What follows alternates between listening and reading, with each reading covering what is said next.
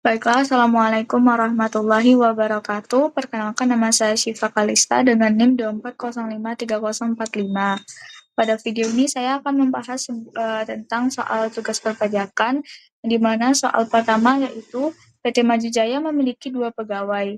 Dengan Andi dengan status menikah, mempunyai 2 anak, gaji pokok 8 juta per bulan, tunjangan tetap 2 juta per bulan, membayar iuran pensiun 200.000 per bulan. Sedangkan Budi adalah seorang lajang, gaji pokok 10 juta per bulan, menerima bonus 20 juta pada bulan Desember, membayar iuran pensiun 250.000 per bulan. Perusahaan menanggung iuran JHT 3,7% dan JKK 0,5% dari gaji pokok.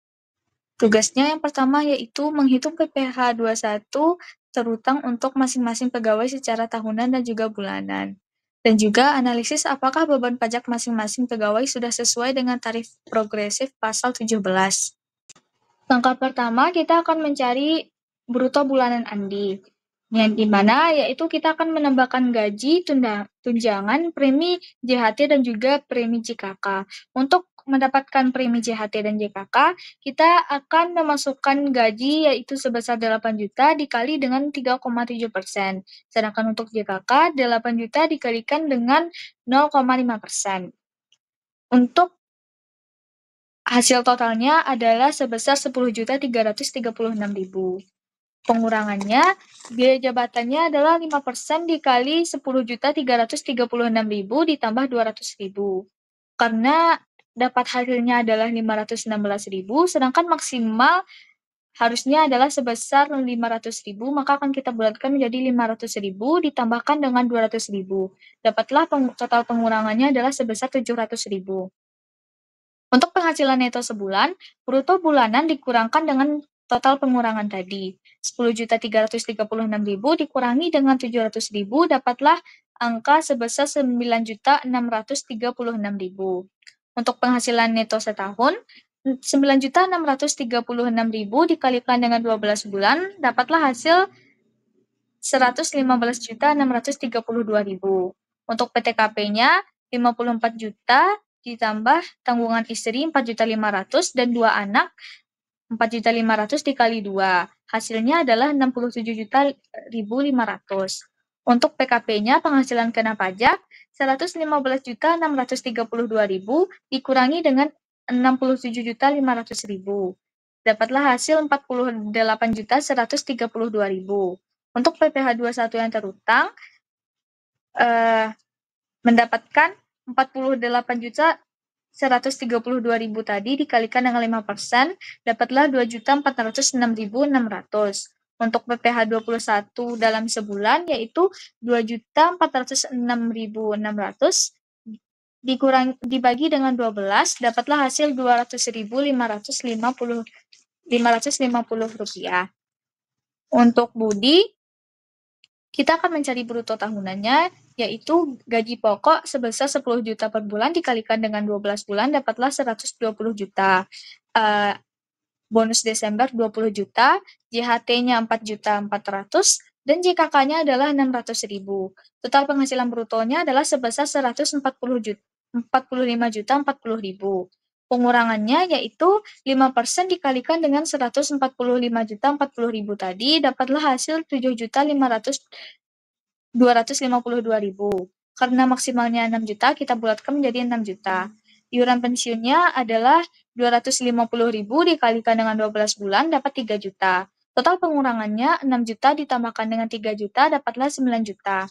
Penghasilan neto setahun yaitu 145.040.000 dikurangi 9 juta sama dengan 136.040.000. PTKP-nya yaitu 54 juta tanpa tanggungan dan PKP-nya adalah 136.040.000 dikurangi 54 juta, dapatlah 82.040.000. Untuk PPh 21-nya yaitu yang terutang setahun 60 juta dikalikan dengan 5% dapatlah 3 juta dan 22.040.000 dikali 5% dapatlah 3.306.000. Total semuanya adalah 6.306.000. Untuk PPh 21 per bulan 6.306.000 tadi dibagi dengan 12 dapatlah 525.500 untuk per bulan. Untuk soal selanjutnya, diketahui seorang mantan pegawai menerima uang pensiun berkala 4 juta per bulan dan juga jasa produksi 15 juta pada bulan Juni. Status kawin tanpa tanggungan. Perintah soalnya yaitu hitunglah PPh 21 atas penghasilan pensiun berkala dan jasa produksi tersebut. Baik, untuk langkah pertamanya kita perlu menghitung total penghasilan neto setahun. Untuk penghasilan pensiun, uang pensiun bulanan sebesar 4 juta kita setahunkan sehingga totalnya menjadi 48 juta. Dan untuk penghasilan jasa produksi, untuk jasa produksi sebesar 15 juta, terdapat pengurangan berupa biaya jabatan sebesar 5%. Namun, ada batas maksimal biaya jabatan yaitu 500.000. Karena 5% dari 15 juta adalah 750.000, maka yang bisa diakui hanya sebesar 500.000. Dengan demikian, penghasilan neto dari jasa produksi adalah 15 juta dikurangi dengan 500.000, yaitu 14.500.000. Langkah kedua yaitu menentukan penghasilan kena pajak atau PKP. Setelah mendapatkan penghasilan neto, kita kurangi dengan penghasilan tidak kena pajak. Sesuai statusnya, yaitu kawin tanpa tanggungan, PTKP-nya adalah sebesar 54 juta. Untuk wajib pajak sendiri ditambah 4.500.000 untuk status kawin. Sehingga totalnya adalah 58.500.000. Maka penghasilan kena pajak tadi dalam setahun 62.500.000 dikurangi dengan 58.500.000 yaitu 4 juta. Langkah ketiga yaitu kita menghitung PPh 21 terutang. Kita hitung pajaknya menggunakan tarif progresif karena PKP-nya sebesar 4 juta berada di lapisan tarif terendah 0 sampai 60 juta, maka dikenakan tarif sebesar 5%. Jadi PPh 21 yang terutang adalah 5% dikali 4 juta yaitu sebesar 200.000. Soal selanjutnya, diketahui 3 orang tenaga ahli bekerja sebagai konsultan proyek 3 bulan. Yang pertama Rina, NPWP 15 juta per bulan, Tono tidak NPWP 10 juta per bulan, dan Sari NPWP 5 juta per bulan. Yang pertama, hitunglah PPh 21 masing-masing sesuai ketentuan penghasilan yang tidak berkesinambungan. Yang kedua, evaluasi perbedaan beban pajak antara yang memiliki NPWP dan juga tidak. Yang ketiga, analisis dampak kepemilikan NPWP terhadap strategi perencanaan pajak perusahaan. Langkah pertama yaitu perhitungan PPh 21 masing-masing tenaga ahli. Untuk yang pertama yaitu Rina, dasar pengenaan pajaknya yaitu 50% dikali 15 juta dapat 7.500.000. Untuk PPh 21 per bulan, tarif PPh pasal 17 lapisan pertama yaitu sebesar 5% dikalikan dengan 7.500.000. Dapatlah hasil 375.000. Untuk total PPh 21 selama 3 bulan, 375.000 tadi dikali 3 dapatlah sebesar 1.125.000. Untuk Tono, dasar pengenaan pajaknya adalah 50% dikalikan dengan 10 juta, dapatlah 5 juta. Untuk PPh 21 per bulan normal, 5% dikalikan dengan 5 juta, dapatlah 250.000. Karena Tono tidak memiliki NPWP, tarif pajaknya menjadi 20% lebih tinggi dari tarif normal. Sehingga 250.000 tadi dikalikan dengan 120% dapatlah 300.000 per bulan. Untuk total PPh 21 selama 3 bulan sama dengan 300.000 dikali 3 dapatlah 900.000. Dan untuk Sari, dasar pengenaan pajaknya adalah 50% dikalikan dengan 5 juta, dapatlah 2.500.000. Untuk PPh 21 per bulan, 5% dikalikan dengan 2.500.000, hasilnya adalah sebesar 125.000. Selama 3 bulan, 125.000 tadi dikali 3, hasilnya adalah 375.000. Untuk evaluasi perbedaan dari perhitungan tadi, kita bisa melihat perbedaan yang signifikan, yaitu kepemilikan NPWP menurunkan beban pajak sebesar 20%. Secara strategi, perusahaan sebaiknya mendorong tenaga ahli punya NPWP agar biaya tidak membengkak. Karena Tono yang tidak memiliki NPWP dikenakan tarif sanksi sebesar 20% lebih tinggi, membuat beban pajaknya secara proporsional lebih besar dibandingkan dengan Rina dan juga dengan Sari yang memiliki NPWP.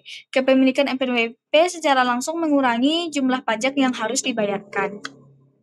Untuk soal selanjutnya, diketahui Dina bekerja selama 20 hari dalam sebulan dengan upah 500.000 per hari. Status TK 0, tugasnya yaitu menghitung PPh 21 Dina untuk bulan tersebut dan juga analisis apakah Dina kena pajak harian atau hanya setelah melewati ambang kumulatif bulanan.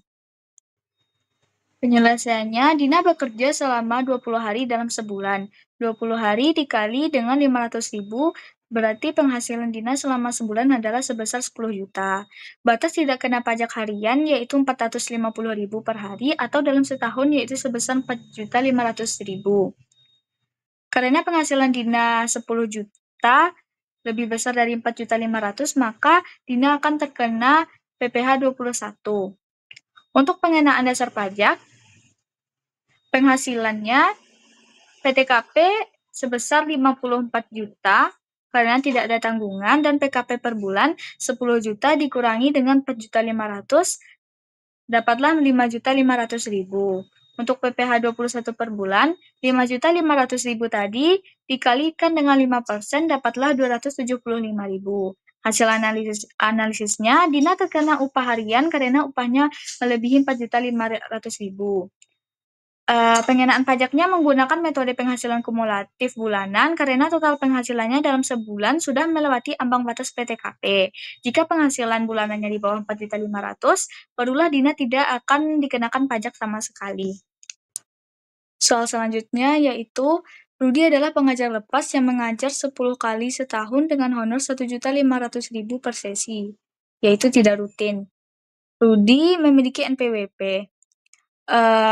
Tugasnya adalah menghitung PPh 21 yang dipotong setiap kali Rudi menerima honor, dan juga analisis apakah penghasilannya dikategorikan tidak berkesinambungan atau berkesinambungan, dan evaluasi dampak beban pajaknya jika perusahaan mengubah pola menjadi kontrak 3 bulan tetap.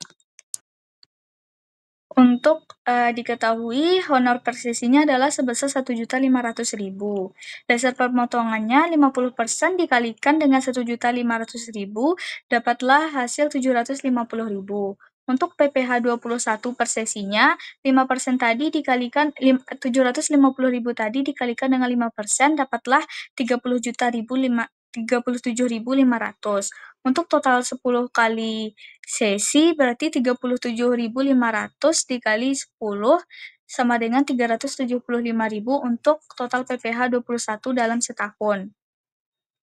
Dan untuk analisis kategorinya, penghasilan Rudi dikategorikan sebagai penghasilan tidak berkesinambungan dikarenakan penghasilan yang diterima tidak teratur, tidak rutin, dan juga bersifat insidental. Dan untuk jika evaluasinya, dampak beban jika mengubah pola menjadi kontrak 3 bulan tetap, maka penghasilan dihitung sebagai pegawai tetap dan juga PPh-nya bisa lebih tinggi karena dihitung dalam setahun.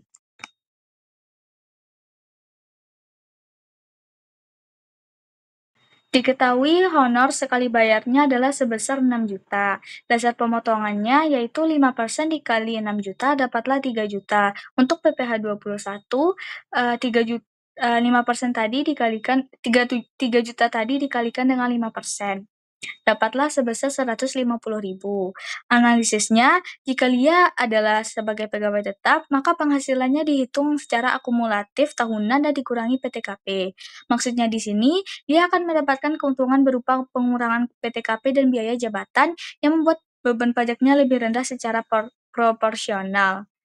Jadi, bisa jadi PPh-nya lebih kecil jika gaji pokok rendah karena adanya faktor PTKP. Akan tetapi, jika penghasilannya tidak berkesinambungan, akan dikenakan pajak yang lebih tinggi karena tidak mendapat manfaat PTKP dan hanya diberikan pengurangan flat 50% sebagai dasar pengenaan pajak.